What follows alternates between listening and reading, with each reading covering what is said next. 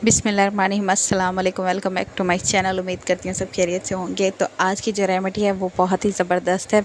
आज की जो रेमेडी है वो होममेड रेमेडी है। इससे आपके बहुत से मसले हल होने वाले हैं। बेसन से हम बनाएंगे होम रेमेडी, ऐसी रेमेडी जो कि आपके कलर को भी फेयर करेगी, आपके चेहरे के दाग धब्बे भी दूर करने में बहुत ही ज़्यादा इफ़ेक्टिव है। तो यहाँ पे 2 चम्मच के करीब आपने बेसन भर के ले लेना है। उसके बाद हमारा जो दूसरा इंग्रेडिएंट है वो है कॉफ़ी।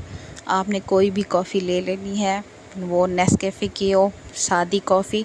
तो आपने एक पूरा साशा इसमें ऐड कर देना है। इन दोनों को अच्छी तरह से मिक्स करना है, जो कि आपकी स्किन से डेड सेल्स को रिमूव करती है। वाइटनिंग के लिए इतनी बेस्ट है ना, ये आपको कुछ दिनों में ही वाइटनिंग का रिज़ल्ट देती है।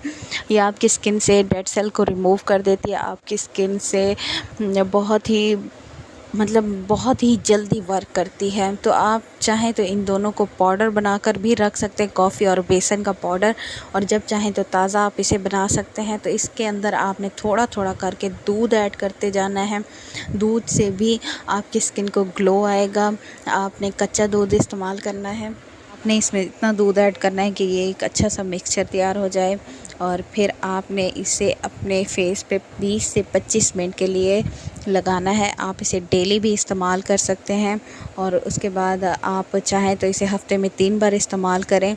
ये आपको बहुत ही जल्दी ऐसा रिज़ल्ट देगा कि आप सोच भी नहीं सकते। रेमेडी से आपकी स्किन पे कोई भी साइड इफ़ेक्ट नहीं होता।